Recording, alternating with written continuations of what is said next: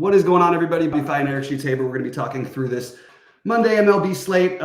Pretty big slate we've got going for an evening on Monday. Usually they sort of spread it out. There's a lot of teams off, but there's a lot of action going on. No, it's not Monday. It's Tuesday. It's hard for me to get over with the holiday. No wonder it's a monster slate. But Sheets, how did you do this weekend? How was your long weekend? Anything exciting?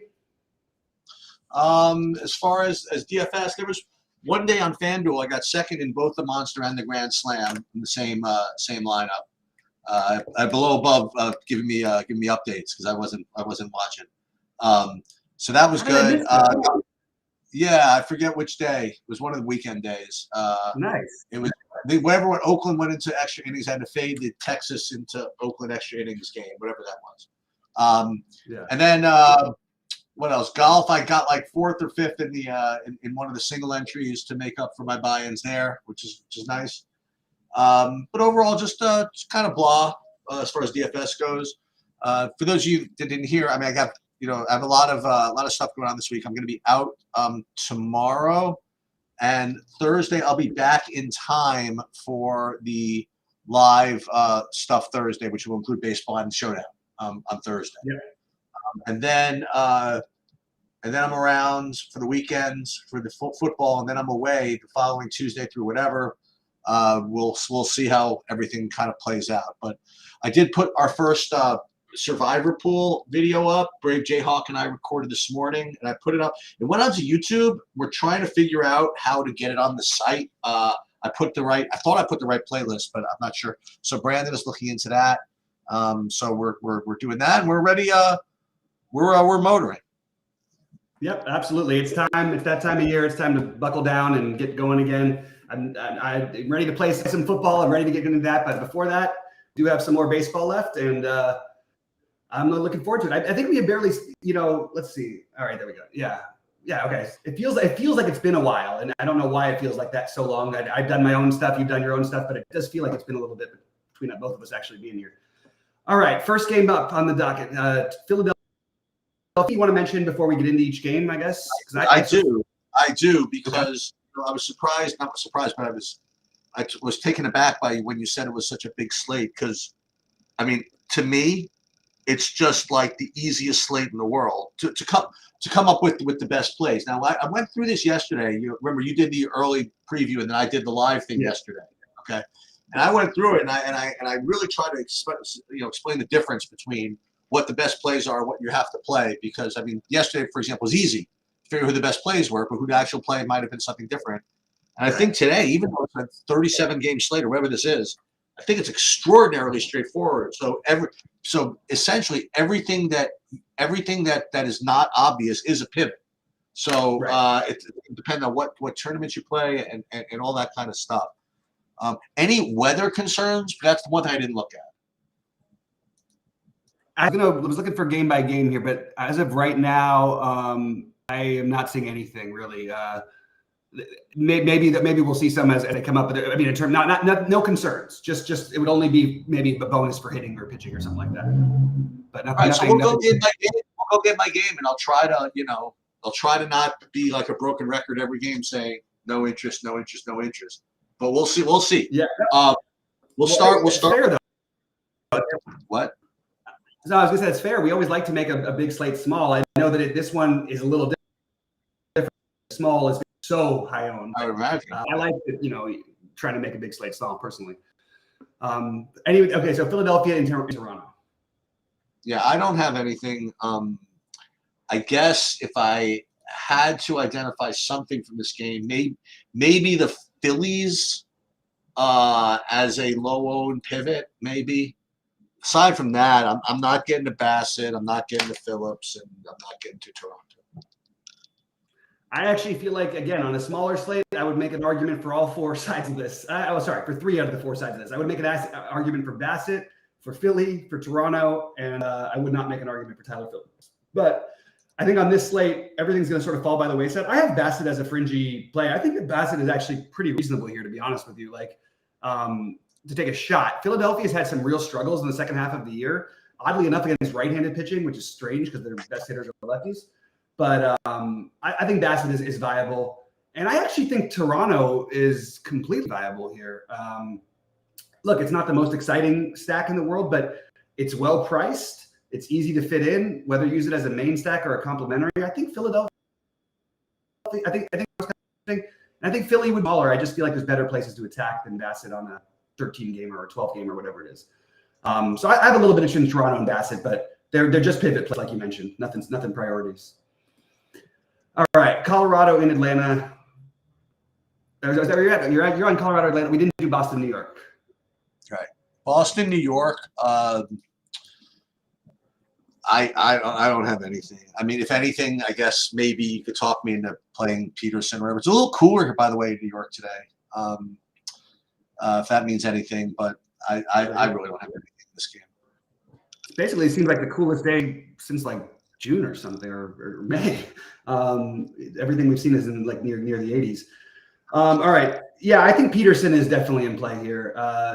I know people, look, there's a mixed thing with Peterson. He's extremely volatile in general. He's actually been pretty consistent. I wish he was a little cheaper, and I probably would bite if he was a little bit cheaper.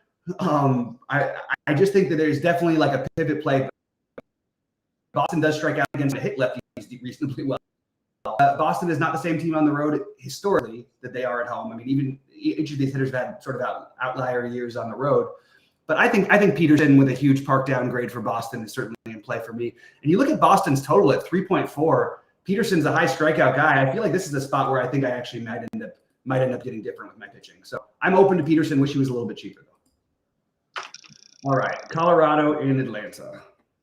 Yeah, so here's the first bit of chalk on both sides, not both sides, but for both parts of Atlanta here. Sale I have is the #1 pitcher by a ridiculous amount. It's going to be 1,000,000% owned by a ridiculous amount. And then I have Atlanta as one of the top stacks on both DraftKings and FanDuel. I imagine they're going to be owned as well. So I don't know. Sale, Atlanta, both look very, very strong and both look very, very highly owned. Yeah, you think even on a 12-game slate like this, that Sale like legitimately could end up like 75 single entry and 3 entry stuff or 4 entry and like the ball 4 type of thing. It just is such an outlier, like standout matchup. You have basically anybody versus Colorado, but take the highest strikeout guy by a million miles on the slate, and he's got an 8.5 almost strikeout expected rate. Huge. You never see that. And it's probably a great play. If it was a smaller slate, I would probably say, hey, try to find a bat or two to play against them. It's not that. On top of it, like there's wind blowing in from left field in Atlanta. It just feels like it's time. It's going to be hard to fade Sale for me. I will probably find a way to do it in some lineups, but mostly I think it's just going to be Sale, and that's what it is. All right, Philadelphia, Chicago. Well, hang on. What do you think of the Atlanta hitting? Oh, I didn't. I actually don't have interest in the Atlanta hitting, so I'm okay with fading. Oh wow. Okay. Well, I have a little more. I think I should have acknowledged it because it's going to be pretty chalky. I'm not as obsessed with this Atlanta lineup, especially you have pinch hit risks for 3 guys in their top. Well, 3 guys in their order anyway. Laureano, Merrifield, Solero. Urshela, and potentially somebody else could end up in that mix. Even Murphy, I guess, could. But I have a little bit more, and look, it's got me in trouble sometimes. A lot of times it doesn't, because I have a little more respect for Freeland than maybe most people do. And as I mentioned, when you have the 10-mile-an-hour winds blowing in from left field, you're going to be taking right-handed hitters. It just makes the home runs a little bit harder to go out there. So I personally am off of Atlanta. I might change my mind later, but that's what I got for now. All right, Pittsburgh and Chicago. Yeah, I have to say, I was expecting Sale to be higher priced and higher owned than Skeens, but I really didn't expect it to be by this much. I think that Skeens is one. I have only 3 pitchers I'm really interested in this slate, and Skeens is the second of the 3, and he's an obvious pivot off of Sale unless you want to play both. I mean, Skeens has just the same ceiling as Sale. He doesn't get there as much in this matchup as Sale does in his matchup, for sure. But nonetheless, and I almost kind of want the wind to be blowing out, and keep the ownership down, because I don't really care too much which way the wind is blowing. If he's striking people out, he's striking people out. So I don't know. I think Skeens is perfectly fine here. He's one of my top 3 pitchers, and I'm not getting to any of the hitting. Yeah, and for what it's worth, there's a tiny bit of wind blowing in at 6 miles an hour, but in Chicago, that's at least relevant enough. I agree with you that I didn't think that I knew he'd be less owned than Sale. I knew the projection would be worse. I wasn't really prepared for it to be this much worse. I sort of thought like, okay, we're just rolling. But then you look at some of the things that have happened since the All-Star break. Hasn't quite been the same with the showing the monster ceiling. He's had some good games, but it's not been like he was earlier in the year. And it happens with great pitchers. Even they get figured out a little bit, and they have to adjust. And on top of it, the Cubs have been incredibly tough since the All-Star break. They put up some huge. I mean, how many times have we seen the Cubs score like 15 runs? It feels like it's like every other day.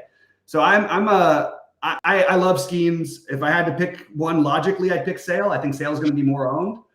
But I certainly have interest in Skeens, and that is going to be the natural pairing. So as Sheets mentioned earlier, whatever else you do is going to just be different. I actually don't buy that the ownership stays this low. I think people are going to try to play both these guys together, and I think that makes perfect sense. If I was playing not only cash, if I was playing single entry, I probably would just like if I was playing one lineup, I would stick probably just with Skeens and Sale and roll with it. And I think a lot of people will do the same. So anything else you do that's different is going to be, a little bit, it's just going to be no one's going to be doing it. If the weather was a little bit like if it had a little wind blowing out, I'd be talking about Pittsburgh. I don't think I'm quite going to get there on this slate. Okay. All right. Next up, we have Cleveland, Milwaukee.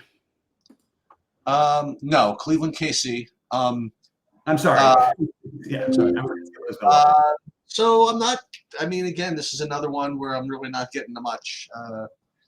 BB, I guess you could argue it. I mean, I just not getting there. And same with Singer, but Cleveland's tough. I don't know. It just seems like a game I want to avoid. Yeah, I'm kind of with you here. I don't really see anything. And we talked and Sheets, you caught onto it. Like I wouldn't say you're the first person necessarily caught onto it, but you definitely caught onto it before I did and before a lot of people did. Just there was a huge heat wave through the summer in KC, and it was like 100 degrees every game. And now it's kind of cooling off, and the wind was always blowing out for some reason. Now the wind's blowing in. It just feels like I'm probably okay to stay away here. If you want to talk about a thin play, Tanner BB would probably be an interesting pivot. If you're anything off of other than Sale and Skeens is going to be a pivot. I would throw BB into that mix. We've seen the KC struggle a little bit lately from the plate, but nothing that makes priority list for me. And now we get to Milwaukee, St. Louis, and Milwaukee. And now we get to Milwaukee and St. Louis, and now we get to nothing again. I mean, I'm just trying to find something, again, to pivot off of some of these other plays, but I'm not really getting there. Do you like anything? Look, I don't know if anybody notices, and you, again, another one that I'll give you some credit for because you've been doing this for a couple of years now. This Milwaukee offense is explosive. I don't see why we couldn't take a shot against Steven Matz. Now, how much are they going to let Matz throw? We've got him at 79 pitches, bullpen-ish, I guess you call it. Like, I'm a little bit interested in the Brewers as a pivot stack, and that was what I mentioned yesterday as my pivot stack. I had the Dodgers for my main stack, and the Brewers were my pivot stack. And I feel like it's going to be a similar story today. So I have Milwaukee as definitely a team that I can have some interest in. And you're going to have a funky lineup like Blake Perkins. He might bat second, he might bat seventh. We don't know. Against lefties, we've seen them do all kinds of things, but he's 2,900. So you could end up getting a cheaper lineup in there. And I have some interest in Milwaukee because of that. I also wouldn't cross off St. Louis if you got to them in large field stuff, but I'm not trying to get to them. All right. And then we are going to go. What is the next one? Oh, Texas. Well, now we finally get some stuff. Yankees against Texas. I do have the Yankees as one of the 4 stacks. It's kind of showing up for me against Heaney. I'm not really getting to Rodon, nor am I getting to Heaney, but that would definitely be a pretty ballsy play. Play Heaney at 6K. Maybe that's not the worst idea in the world. I'm going to talk myself into this, aren't I? All right. So Heaney 6K, but Yankees also, and now we're starting to get somewhere. I'm in on the Heaney. Yeah, look, trying to runs or if he, but he has the ability. And look, the Yankees, you see those guys in the lineup, and it's like, oh my God, how could I take a lefty against the Yankees ever? Basically, We've seen it happen where we had our friend Jordan Montgomery pitched a good game in Yankee Stadium at this 0% ownership. We did that. You remember for a while ago, you actually almost got there with that one. This is a spot where I think you could play Heaney. You know, he's got a reasonable K rate. Like they've got him at 5. Skeens is only at 6.3 to give you a point of reference, which again is a pretty large difference. But you're talking about 3,800 and a massive amount of chalk. It's something I would absolutely consider doing. And I don't know. I've got him as my 4th favorite pitcher on the slate. Just in the interest of getting different. Rodon is not even getting different enough. If you tell me Rodon's sub 10%, I'm in on Rodon 100%. If he's going to be 20 and Skeens is going to be 28, I'll just play Skeens at 28, And the weird part is that no one is getting to the Yankees. So I don't understand. I think you're supposed to do one or the other a little bit in these Heaney games. And I like Heaney and I like the Yankees where I'm not playing Heaney. And that's pretty much what I'm going to take some shots at what we talked about. All right, Dodgers in Atlanta. I'm sorry, Dodgers in Anaheim. Yeah, so the Dodgers I have is one of the top stacks on the board. Against Detmers, I guess I don't know what's been going on with him, but he's in the minors or something like that. I don't know what he's been doing, but definitely think the Dodgers are one of the top. I have like 4 stacks I like Braves, Yankees, the Dodgers is one of them. So yeah. Well, unfortunately, I can't break my rule. And also on top of it, it's like 80 degrees in Anaheim, which it's never 80 degrees at night in Anaheim. It just never is. And it's wild to see that. And the Dodgers are going to have just completely massive ownership today. I'm going to just keep doing the same thing that I'm going to try to use Ohtani as a one-off every time I can. Forget just the power upside that he's swinging for the fences. This guy he stole 3 bases yesterday. He's stealing he's not up to 46 now. Until he gets to 50-50, I'm just going to keep riding with that and maybe make a Dodger mini stack, but I'm going to do the same thing I do with every team. And that is no 5-man stacks for the Dodgers for me. I just cannot play. On top of it, also, we don't know how long Detmers is going to go. Chris Taylor, Kike Hernandez, Will Smith, whoever's not Will Smith, Chris Taylor, Kike Hernandez, Rojas, all of those guys could turn into different guys by the end of the day. They're not necessarily going to, but they all could. So you might be only getting like 1 or 2 at-bats from them, and that's the cheap way to get to the stack. The highest projected owned Dodgers right now, and I don't even disagree with it, are Taylor, Kike Hernandez, and then Edman, who will probably stay in because he's a switch hitter. But when 2 of the 3 highest owned players might only get 1 or 2 at-bats, it is a little bit concerning. And the Dodgers are still sort of in not must-win mode, but they want to keep their lead. They still want to have the best record in baseball going to the playoffs. They want the bye and all that.